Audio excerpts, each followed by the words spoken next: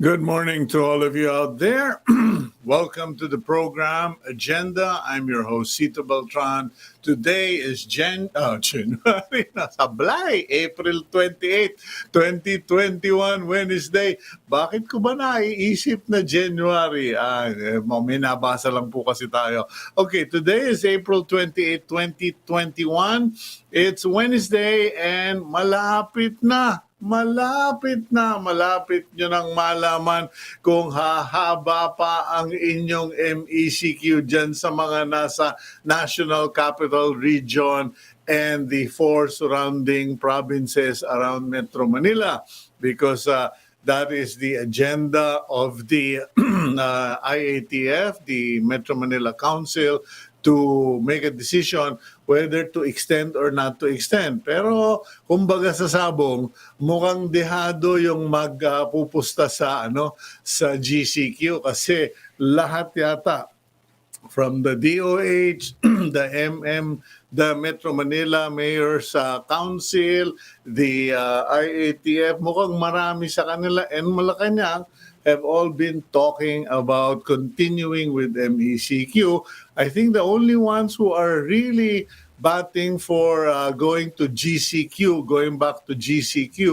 is the DOF, the Department of Finance, and the Department of Tourism. Anyway, today we will find out all about that. But just remember, if you are watching, we hope you are watching us via Signal TV, channels 8 and 250. And if you are watching us via facebook.com/1news, sana ay mag-subscribe na po kayo sa Signal TV. Marami kayong pamimilian. And if you partner that with PLDT, mas magaling po kasi with the PLDT home fiber internet, medyo mas maganda ang quality and pwede nyo pagsabayin, mas mura. I think nakakatipid kami by 1,000 pesos by doing the coupled subscription. In the meantime, let's go through our guest list. Today we will be speaking with the chairman of the Metropolitan Manila Development Authority, or MMDA. We will have Chairman Benhur Abalos the Son to talk about yung MECQ ba, GCQ, etc., etc. And at the same time, we will speak. After that, we will speak to with Robert Siy, transport economist, also one of the conveners or the convener of Move as One Coalition, para pag-usapan po yung mga paggalaw sa Metro Manila, lalo na yung pagbibisikleta. Kasi nag-announce po ang DOTR na malapit na nilang makumpleto yung bike lanes. They said they think that they will finish. The Department of Transport with the DPWH believe that they can complete the bike lanes by the end of the year. Pero the question is this going to satisfy, pacify, or impress the biking sector? We will find out. In the meantime, let's go quickly, let's go quickly to the front page of the Philippine Star. Okay, there you go. DepEd eyes opening of classes on August 23 for the next school year. The current school year is set to last until July 10, which means students will get a 6-week break instead of 2 months. Wala na pong word na bakasyon kasi parang perpetual vacation na perpetual enrollment. However, Undersecretary Diosdado San Antonio clarifies that while August 23 was approved, it is still not final since there is still no formal memo on the matter. Kumbaga, yan ang maybe. Okay, yan ang maybe. Meanwhile, the Philippines imposes a temporary ban on travelers coming from India or those with travel history to India in the last 14 days. The ban will take effect tomorrow, April 29, until May 14. This as the country continues to reel from a surge in COVID-19 cases. Baka magtaka po kayo o magsabi ko, bakit naman? Well, alam nyo po, the week before all hell broke loose in India, last week, there were thousands of Indian nationals who flew out of the country to get either medical attention or to get out of India, and they're all over, particularly in the United Kingdom. So medyo iyan po yung isa sa mga dahilan. In other news, senators and experts warn that only a cartel of pork importers would profit from the move to raise minimum access volume and lowering tariffs of importation. The Duterte administration took this step in order to lower prices, but some senators warned that this would lead to the collapse of the local hog industry. We have commented on that time and again. We will comment again later. And China reasserts its claim of sovereignty over islets and land features in the West Philippine Sea. China's Foreign Ministry spokesperson Wang Wenbin even asked Manila to stop its activities in the disputed waters. The Departments of Defense and Foreign Affairs have yet to comment on Beijing's statement. Ayan po, no?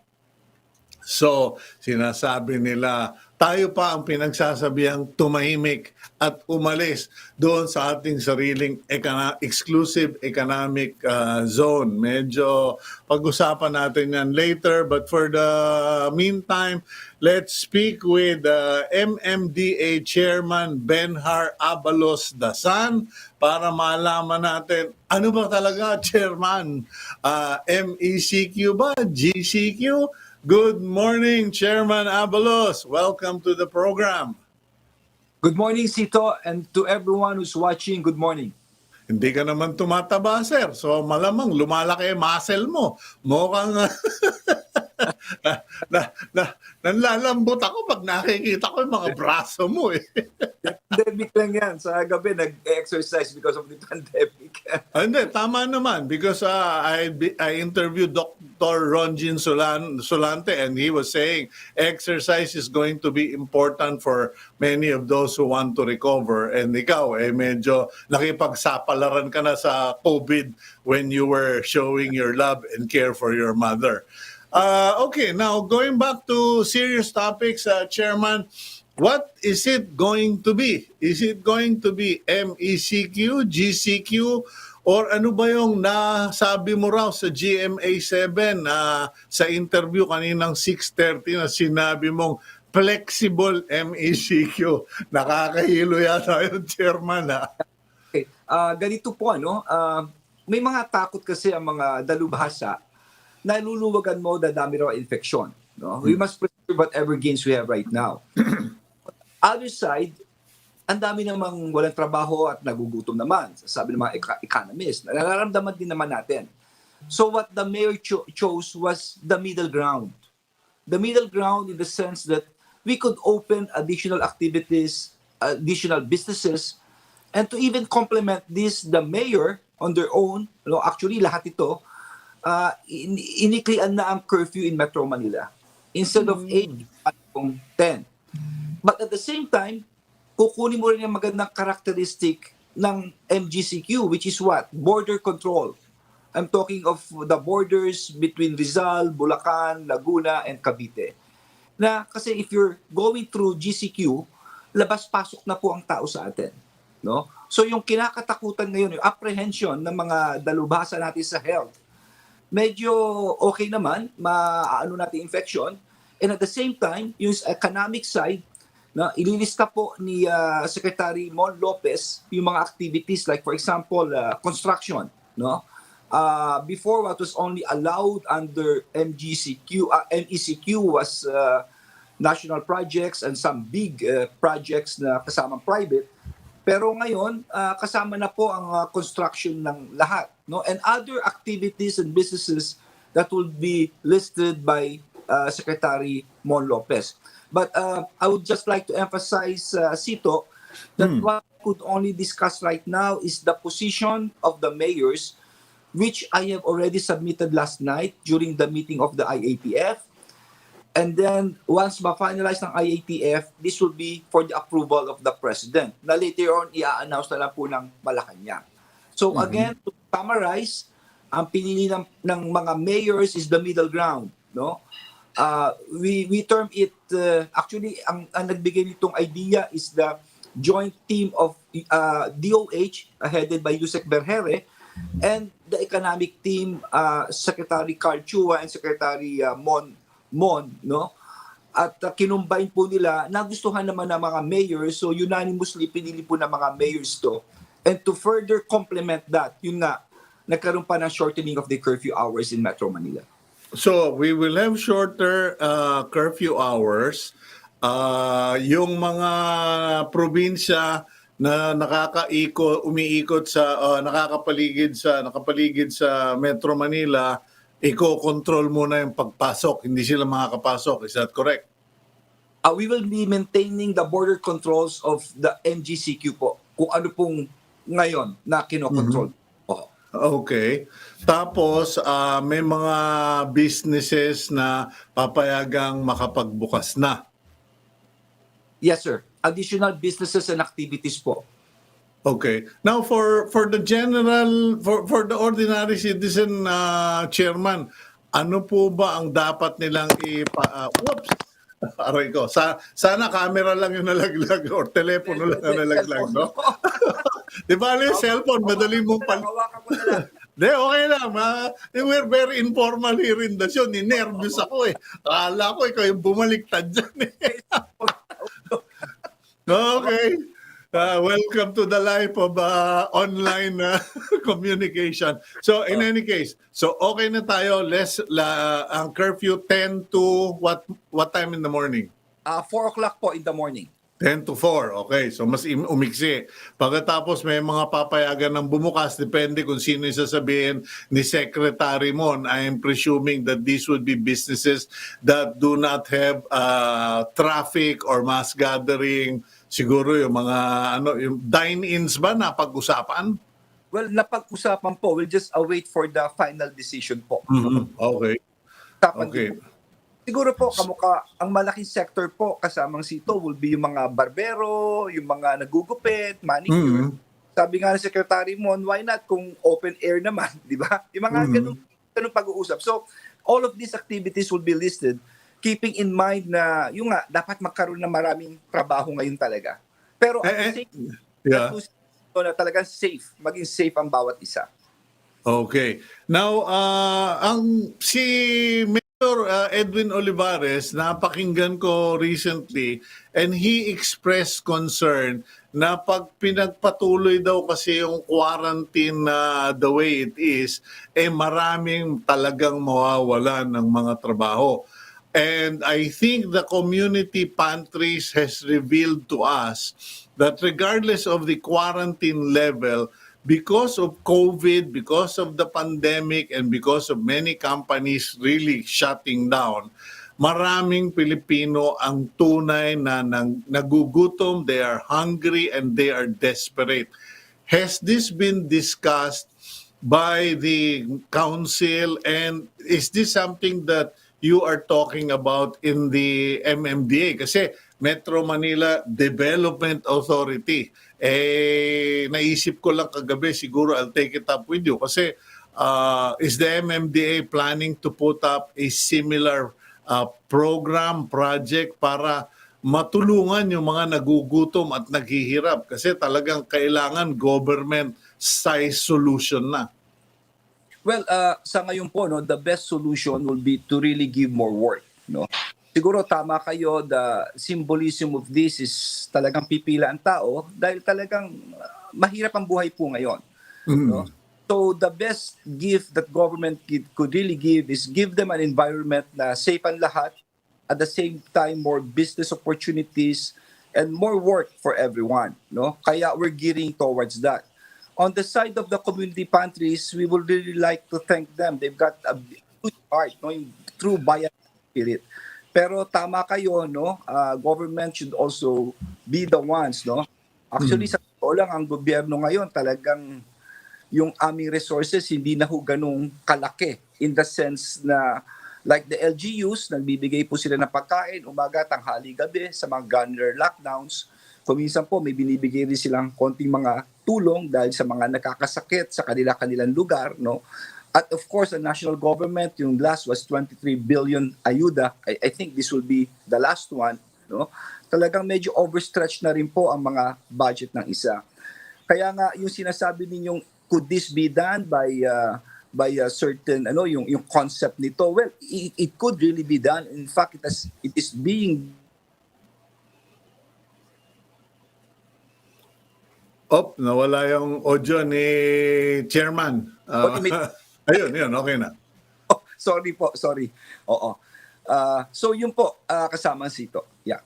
Okay, now aside from the new category of MECQ, aside from this need to address the growing hunger and poverty in Metro Manila, what other major concerns is on your mind? Kasi alam mo, Chairman, recently nakasama ako sa isang Zoom meeting with columnists and Mr. Ramon Ang. And napag-usapan yung rainy season and yung pagbaha-baha at mismong si RSA ang nagsabi, alam nyo, dapat talaga mag-concentrate na ma-dredge yung Pasig toward in the city of Manila area kasi lahat daw ng mga basura, refrigerator, lumang kotse, lupa ay nagkumpul-kumpul na towards in the city of Manila area, kanya laging nagbabaha. Meron ba kayong mga programs regarding this? Kasi ngayon tag-init, pero mahirap naman yung pagtag-ulan, doon na natin pag-uusapan yung baha. Well, it's a good question, no? Tama po si Ramon Ang, talagang alam nyo, first thing I did when I became MMDA, pinuntahan ko po siya sa office. I really sought his advice. He's very good in traffic, even pagdating dito sa mga construction, sa lahat ng problema, no? There was even a time I was reading this about a Parañaque spillway. You remember that? Na kung may baha dito dahil daw pupuno sa Laguna de Bay.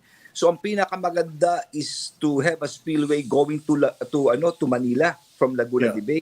No? That's the idea of Ramon Ang. Ang galing. So kaya nga pinuntahan ko siya, sabi ko, sir, hindi kaya pwede yung sa subway na gagawin, doon tayo sa ilalim ng lupa ng Sukat Road, di ba? Pwedeng ituloy. Well, in any case, at least ma-explain ko po ngayon sa tao, no, ang papel po ng MMDA and Department of Public Works, no. Kami po at sa flood control, yung maliliit na bahagi, mga 30 million, just enough to maintain our pumping stations. The big projects like yung mga dredging, lahat, it's with the Department of Public Works and Highways, no? Kaya siguro hindi ko lang alam kung naka-program sa kanila ito o hindi. Pero tama po si Ramon, ang it should really be dredged right now. Kaya nga ako nakikita ko Cito tama yung nakitang kong study noon Kung gusto mong ultimate solution dito sa atin sa pagbaha, they study that spillway that will go through all the way from Laguna Lake papunta rito. Kasi Laguna Lake kung napupuno, nag-spill over ang tubig sa atin Pero meron kang parang kanal that will, maano mo through this this Parañaque spillway going to Manila Bay. Ang tanong, paano mo magagawa? Ang dami ng commercial area, residential, madali Doon sa ilalim ng Sukat Road, di ba meron tayo subway na boring machine ngayon? Gawin mo yung ilalim. Although magastos, pero who knows, it could be the ultimate solution. No? Nasabi ko nga rin ito. Again, nabasa ko ito sa ni Ramon Ang. He's a very brilliant person and really, we should thank him because of these things na ginawa niyang north to south. Kaya medyo naipsan ng traffic dito sa Kalakang, Maynila. Well, actually, ginagawa na ng San Miguel yung dredging. Ginagawa na nila doon sa may Bulacan area, yung Pulilio River ba yun? Kasi binabaha lagi yung kanilang brewery. So, nag-dredging sila. And ayun daw, dahil sa ginawa nilang mahigit isang taon na pagde-dredging in that area, ay gumanda yung sitwasyon. And now I think they've started to do voluntary dredging in some parts of Pasig. Pero yun nga, kasi naisip ko lang yan, Chairman, dahil pagdating ng tagulan, ikaw na naman ang mumurahin o sisisihin o aangalan. Sasabihin kayong MMDA, trabaho ninyo ito. Pero you just said you only have 30 million and bulk is with DPWH. Yeah, 30 million per district po ito just for the maintenance. Kaya nga sabi ko nga, importante ma-inform ang tao eh. Very important for me. Like for example, ito lang, kahapon nagpa-meeting ako because of these diggings in EDSA. Kasi ang nangyayari po, alam nyo, kailangan talaga natin itong mga wifi, itong mga internet services. Kaya sabi ng presidente, dapat, mabilis yan. The problem is, maghuhukay yung isa, maghuhukay na naman yung isa. Meron ka pa Manila Water, meron ka pa kung ano-ano. So pinatawag ko silang lahat. Sabi ko, magmula ngayon, isang hukayan na lang tayo. Paghukay ng isa, sama-sama na kayo dyan. Tapusin nyo for the next 5 years, wala na. Because konting hukay dyan, delikado sa lahat. No? It's just one example of these things. Kaya nga sabi ko, iinformahan ko kayo, I will be right, papalagay ko ng mga nakalagay na itong diggings ito is for what? Internet, is for repair, anong katagal. No? So in so doing, people must always be informed of these things like, masisisi ba kami na sinong dapat ahensya responsible dito and our part, where does the money go? O eto yung napunta sa akin, right now we're using it for the repair of our pumping station ngayon pa lang kaaga, and we have this new project na yung kasing pumping station, yung mga basura galing sa Pasig River, nasisira yung pumping station. So namin yung mga basura and we recycle them. I'll show you the products na ginagawa namin dito. Yung pa lang, so at these are all for repair right now. It's a World Bank project dahil they're about 50 years of age na, 40 to 50 na ang ating mga pumping station. Lumang-luma na. Kaya hanggang doon lang kami, mga repair, mga maintenance of these things. Okay, Yes. well, Chairman, let's go for a 1-minute break para maipwesto mo yung telepono mo at baka mangawit yung braso mo. And we will get back to you right away. We'll just go for a quick break. We'll be right back here on Agenda. Thank you.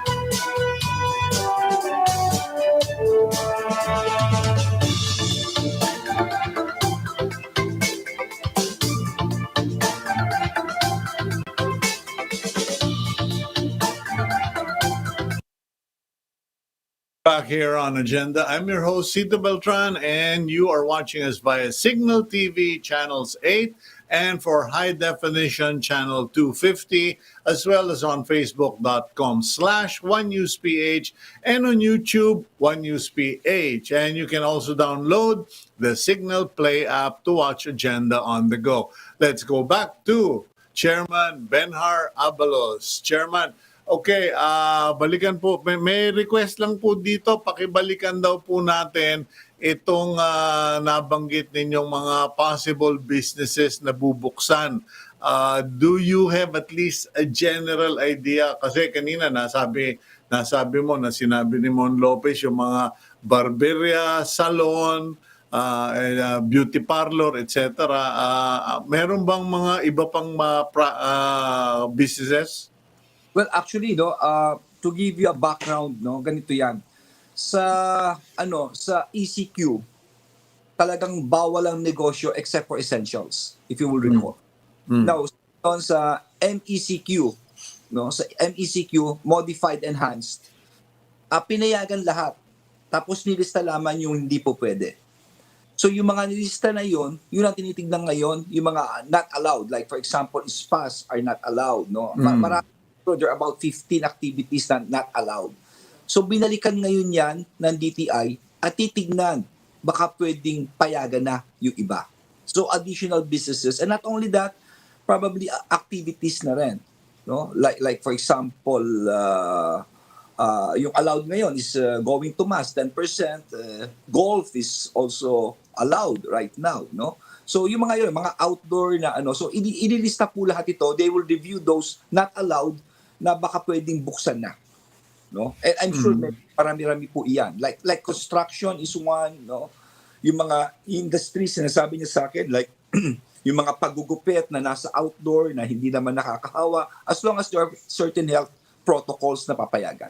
Okay, well, I know you have another meeting scheduled, Chairman. So I'll just give you the chance kung meron pa kayong gustong paabot sa mga viewers natin. Please go ahead. Well, first of all, congratulations, no, Metro Manila. Napakaganda, from 165% pre-surge of active cases sa tumaas, now it's -5, no. We're on the right path. So I would like to congratulate everyone here, from Juan de la Cruz to the frontliners to government, everyone. Let's just maintain this, no? We are now in the transitional phase, pero at the end of the day, we've seen what's happening right now globally. Nakakaawa, even India, talaga our hearts, they really cry out for our Indian brothers, no? Pero yung sa atin, we're at this stage right now, it's just like as maliit na halaman ito eh. Alagaan lang natin, no? And kaya po natin ito, no? So sa inyo pong lahat, Cito, stay safe, ha? Okay? Okay. Salamat po at mabuhay po kayo. Thank you very much, Chairman Benhur Abalos, and regards to your family. Yun po, si Chairman, and nako, medyo talagang pag nabanggit kasi kanina, Chairman Abalos mentioned the situation in India. I mean, that is hell. That is hell, and let us pray for the people of India, for the country, because when you register 300,000 plus in 24 hours, that is sabi nga ferociously frightening. Okay, tapos isa pa yung makikita mo video na yung mga bangkay pinapatungan na lang ng kahoy at sinisilaban. Kasi wala, when you have thousands dying, you cannot rely on incinerators, and they do natural incineration. But I wonder if anyone has even considered or would have the courage to do a drone shot of all of those bonfires, human bonfires, because that is how bad the situation is in India. And let's pray for the people of India, because they are suffering much worse than we are. And yun na nga po, malaking bagay na rin yun. Magpasalamat tayo that by God's grace, by God's mercy, the Filipinos have less deaths. With that, I will agree with the government. There are less Filipinos that are dying from COVID. We have some of the best health workers in the world. We have the best nurses, doctors, who are doing a fantastic, heroic job of it all. And ayun po, medyo let us be thankful and grateful for our situation. Now, as far as the MECQ, GCQ discussions are concerned, medyo mukhang pati yung mga mayor kanya-kanyang opinion, because from what I gathered, here we have Menchi Abalos, the better half of Chairman Abalos, who is saying the economy must take its leap to help the community. So I am in favor of NCR being under GCQ. Okay? Si Mayor Edwin Olivares of Parañaque, 1 week na lang ang extension ng MECQ, then address uli kasi hirap ang taong bayan. Toby Tiangco of Navota says he is in favor of lowering quarantine classification.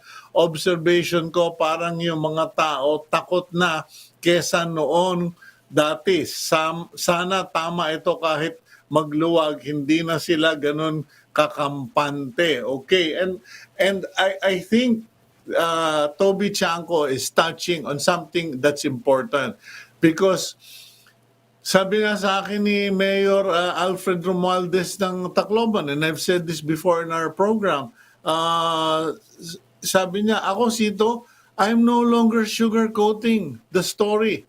I'm already telling them that if you get COVID, chances are it will kill you.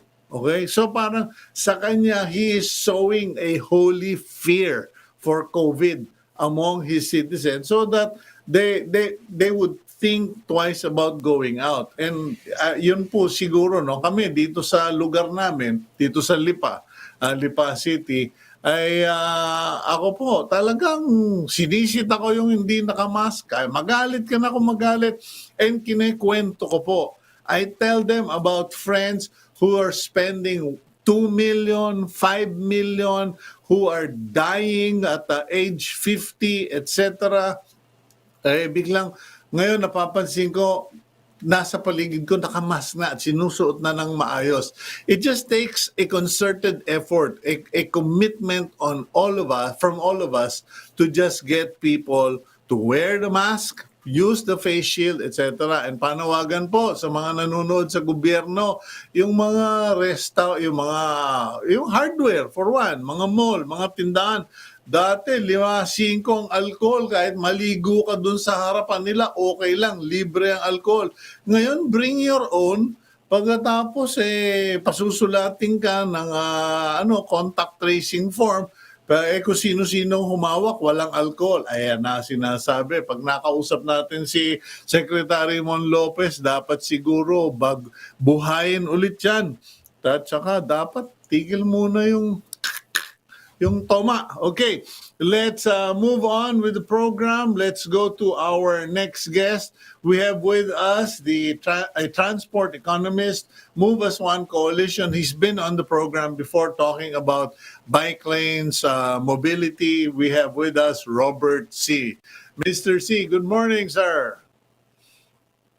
Good morning, guests of Agenda. I'm happy to be here again. Thanks. Oh, well, thank you for your time, Robert. And I am very curious what your reaction is to the DOTR pronouncement that they will finish the bike lanes end of 2021 plus the, how many ba yun? 140,000 booklets, passport booklet size na ginawa ng DOTR, parang biking manual, bike users manual. Na-review mo na ba yung manual? What's what's your response? Do you believe that the government is making enough bike lanes and that they can actually complete by the end of the year? You know, Cito, these days, a lot of us are feeling maybe a little depressed and maybe a little sad with what's going on. But really, one of the bright spots and really one of the most encouraging signs is really the emergence of sustainable transport modes like cycling and the growing, acceptance and support that we are seeing, not just within government, but also from the private sector, civil society, even people who drive motor vehicles. They're seeing the great value in taking up things like activities like cycling. And I think we're seeing a growing number of cyclists on our roads every day. So going back to your question, this is a great thing that the government has done just in the last 6 months. First is the approval of the Bayanihan to budget for bike lanes. So I want to explain a little bit of that. The government appropriated 1.3 billion to construct bike lanes, Metro Cebu, Metro Davao, and Metro Manila. So 54 kilometers of bike lanes in Metro Davao, 139 kilometers of bike lanes in Metro Cebu, and in Metro Manila, 339 kilometers of bike lanes. So in total, about 532. And these are under construction now. These are not just paint. These are protected bike lanes. That means you have some physical barrier separating the cyclist from motor vehicles. And this is so important kasi in the past, marami ng mga bike lanes eh. In fact, but a lot of them were just painted. And so what happened there was we had vehicles occupying it, motorcycles using it. Sometimes we had even, these bike lanes used for other purposes, right? But today, the government is serious and building a lot of bike lanes. And we are seeing also local governments joining in this move. One very dramatic uh, uh, evidence of this is Quezon City, where they committed to build, uh, to grow their bike lane network to 161 kilometers. So today, they're in under their phase one, they are building an additional 93 kilometers on top of what they already have. So this is actually staggering. That's just one LGU. And at the same time, we're seeing the private sector involved. So, estate companies that have real estate developments like Ayala, SM, they are also putting in bike lanes in the roads that are within their estate. So together, private sector, local government, national government, we are changing the mobility environment in our cities. And this will be dramatic in terms of helping people get to work, or get to school, to work on time, safely. Second, promoting healthier lifestyles. So, DOH is 100% behind this. They have a group that's actually promoting this very actively. Have you do you have a group that has actually done a survey, a drive-through, or a test drive of these bike lanes? Because it's one thing it's great to have the bike lanes, but it's also important that these bike lanes are actually made for bicycles and safe for bicycle riders because a friend of mine mentioned that on the C6, he was so happy, sabi niya, patag, simentado, and just as when he was, picking up, biglang may butas. And sabi niya, apparently, mga kulang-kulang, kulang ng signs, etc. Do you have a group or do you know of a group that did a test run of these bike lanes in Metro Manila? Cito, this is work in progress. And I think if you ask most of the cyclists, they will say this is already, what we have is a huge change. But we shouldn't stop there. What we have today, in a sense, are what we would call like pop-up bike lanes. They are not put to the standards that one would expect or what we would see internationally.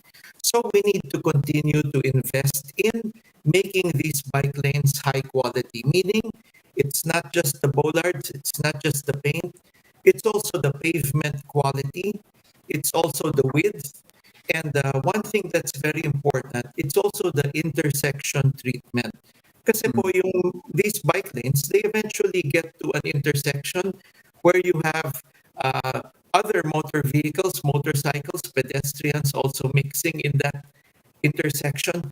How do we manage the flow at that intersection? And that But needs to be who's properly managed. Yeah, but is there a group, a committee, a association of bikers and government engineers and builders who are working together? Kasi, Robert, I remember a few years back, on one particular month, there were several accidents on the Magallanes flyover.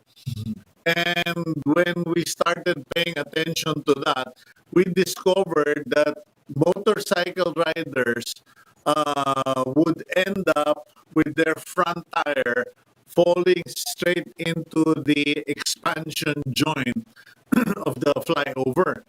And kumbaga wala naman, it wasn't intended naman, pero nagkataon lang eksakto yung gap na shoot yung gulong ng motor and tatapon yung rider. And that's my point. No, I'm not being critical of government or critical of the project, but if we're going to spend, I think we're spending 800 million pesos in Metro Manila. I sure hope that it's money used properly and not something that will cause death or injury. Yes, you're very right, Cito, and that's a very good suggestion. And definitely today, what the cyclist groups are doing is first they're trying to map where these bike lanes exist. So that's a first step. From there, I believe they will also be soliciting feedback on the quality and safety issues relevant to these different bike lanes. So the software that different groups are developing will have the capability for people to take notes, make comments, take pictures, attach it to a map, so that different government agencies can take note. And actually, what we can see is that DOTR, MMDA, DPWH, they now have regular discussions on what's happening, what's being built, and we believe that this will be a very good platform to enable further work on the bike lines to make them high Okay. quality and safe. Robert, let's go for a quick break. When we come back, I'd like to ask you more questions on whether this undertaking of the DOTR and the DPWH was consultative. Kasi may mga nagsabi na sa akin before na biking groups na, sir, okay yung bike lane kung kaya mong pedalan yung dadaanan. If you can actually physically manage biking up a hill that is so steep that you will have to walk. Anyway, we'll go for a quick break. We'll be right back here on Agenda.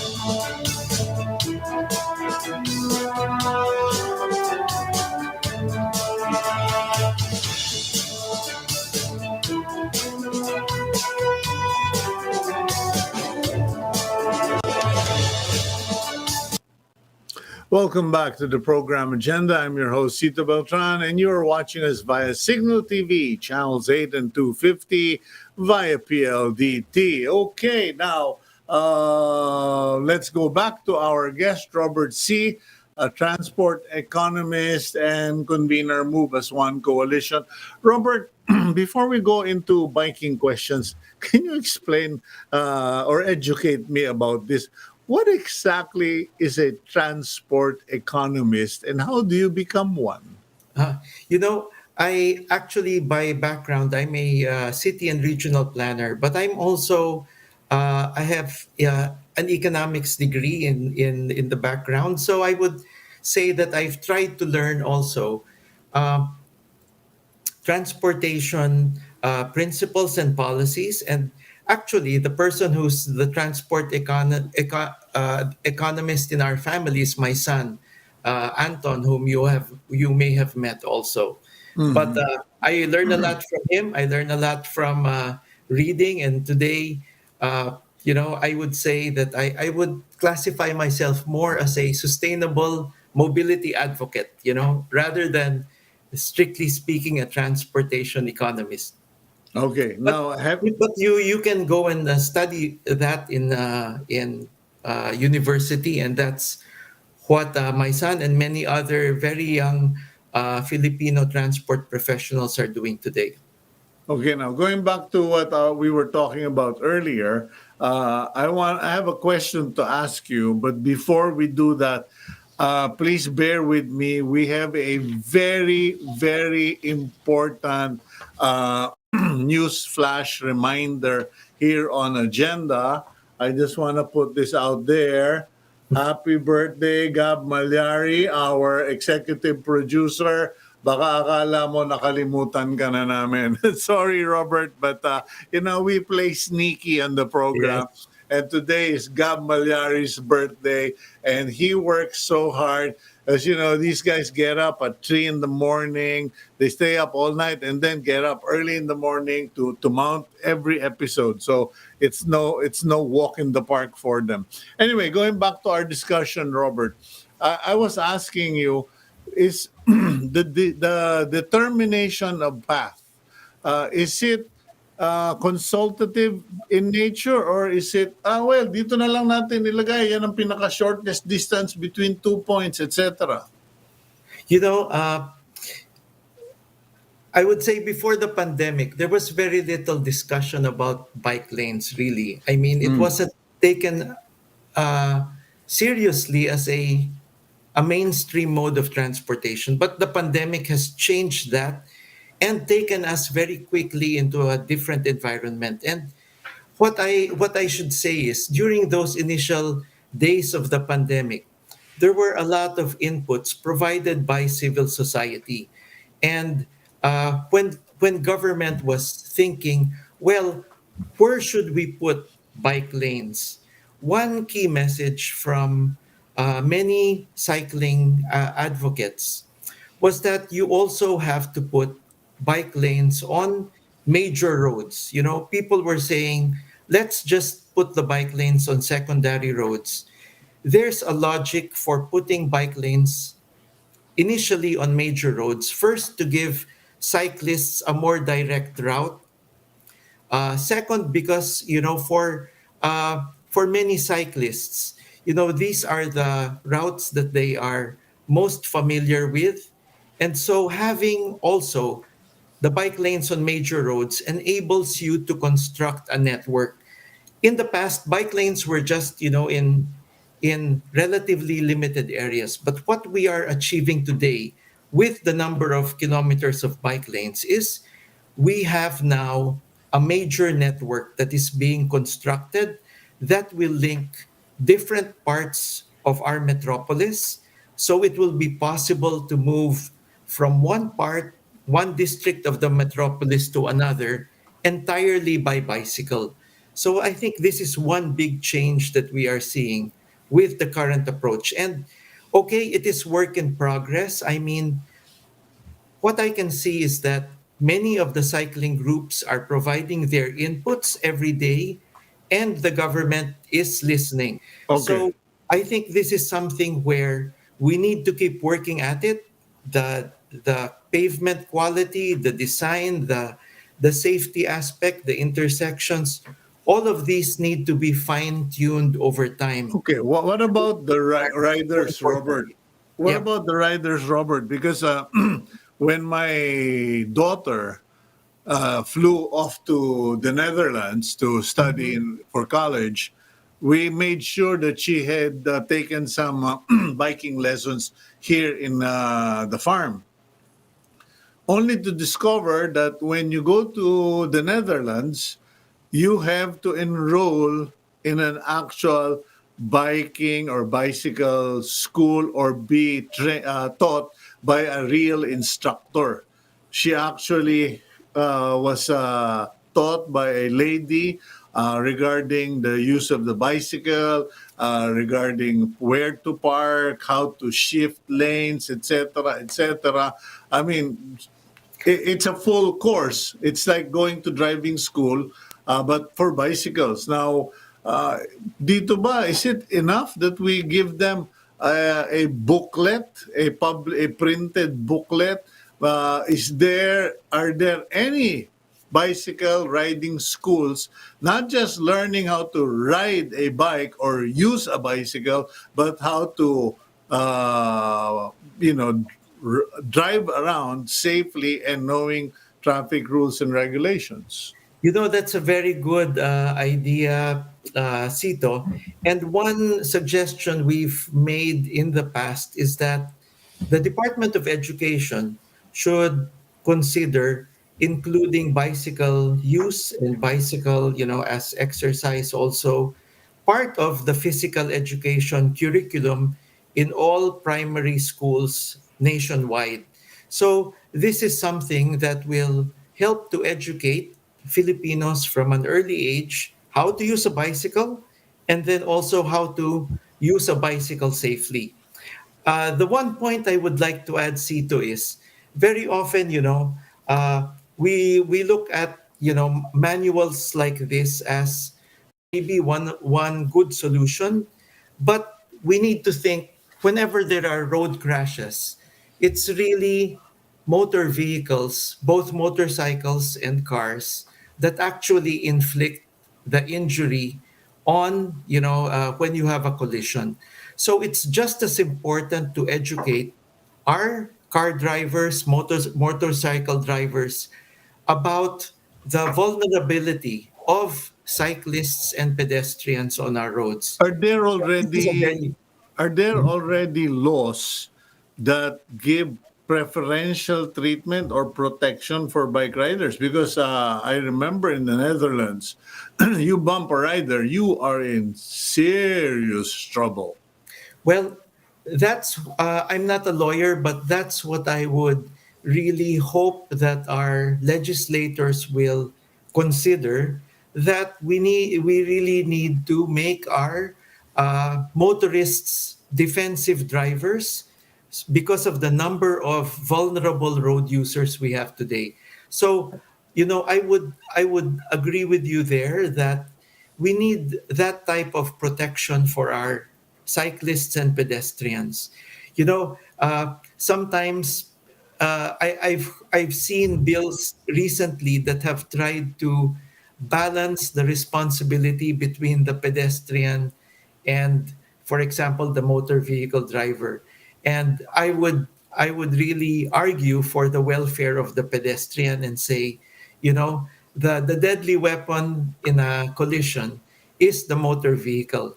So we must put the responsibility or the onus on the drivers of motor vehicles. Okay, well, anything else that you want to add to our conversation this morning, Robert? Is there anything that I may have missed out on? Sito, I just want to give a message. And maybe this is really more to our government partners, especially DPWH. Already, we are seeing significant results from the 1.3 billion. But a lot more needs to be done like you say, in terms of ensuring the quality and the safety of these lanes. Actually, the the budget for 2021 includes a special provision number 23 for DPWH, which says that any new construction or any rehabilitation of a road or bridge should include provision for active transport, meaning protected pedestrian paths and bike lanes. And this opens up not just 1.3 billion, but over 270 billion in the budget that could be spent on active transport. So this is where I'm challenging Secretary Villar. Please use that budget. Please make our roads safe and spacious for cyclists and pedestrians, because the law allows you to do that, the budget allows you to do that. Let's use the rest of 2021 to make that happen. Thank you, Cito. Okay, well, thank you, Robert, and I hope that all your suggestions and inputs actually reach the right people and something happens. Thank you for your time today. Stay safe, stay strong, stay healthy. Thank you so much, Cito. Happy birthday, Gab. Okay, yan po. Yan, ha? Happy birthday, Gab. Okay. Anyway, thank you for that. Yun lang po, no, dun sa mga interesado, dun sa mga bike lane. Kasi, alam nyo, ito yung situation eh. Nauso, or kung hindi man nauso, kinailangan. It either became popular or became necessary, the bicycles, the use of bicycles. So, in response, the government comes up with bike lanes. But that is the first step, the necessary first step, but it is not necessarily the correct approach, because the correct approach is that you must create a system and infrastructure. You must first make sure that the safety of the rider is number one. Number two, that the infrastructure o yung dadaanan ay nando doon at maayos yung dadaanan. Kasi naggawa ka nga ng daanan ng magbibisikleta, pero puro naman tirik. Everything is inclined. But after 10-20 minutes, that poor biker will probably say, I forget it, I will just buy a motorcycle. And speaking about buying bicycles or motorcycles, alam niyo po, only in the Philippines, no? Medyo dapat siguro ito imbestigahan ng Customs and ng DTI. Kasi essential na po yung bisikleta eh. Okay? So maybe, Gab, we should discuss that with Secretary Mon Lopez. Karamihan po nitong mga surplus na bisikleta na binebenta sa yung mga Japanese surplus store, mga tabi-tabi, karamihan yan yung mga iniwanang mga bisikleta kung saan-saang lupalop. Kumbaga nalasing yung may-ari. So nalasing, nakalimutan, di na niya alam kung saan niya pinarada yung bike niya. O kaya nagamit ng tao na, ay mali, hindi ko pala bike ito, iniwanan na lang kung saan. Or essentially just abandon a bicycle. These are by the thousands in Japan. Ewan ko kung meron yan sa Singapore and some other countries, ko.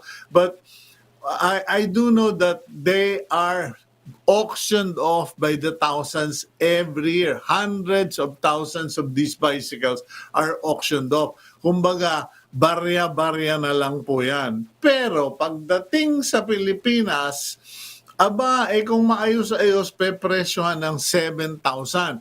Kung medyo bugbog sarado, pepresyohan ng 3,000. Medyo, taga. Baka pag gumawa tayo ng cost analysis niya, baka kaanyo, ang cost to bring to the Philippines is 1.5, pero kung binebenta, 3.5 to 7,000. Meron pa nga 10,000. Surplus na, 10,000 pa. Kumbaga sa ukay-ukay, yung bulsa nyo ang hinukay. Thank you very much. Hope the DTI can look into that. Bureau of Customs can look into that. I'm Cito Beltran, thanking you today. And once again, Gab Malyari, maraming salamat. Happy birthday. Huwag mo nang ibalot yung pamerienda. Thank you.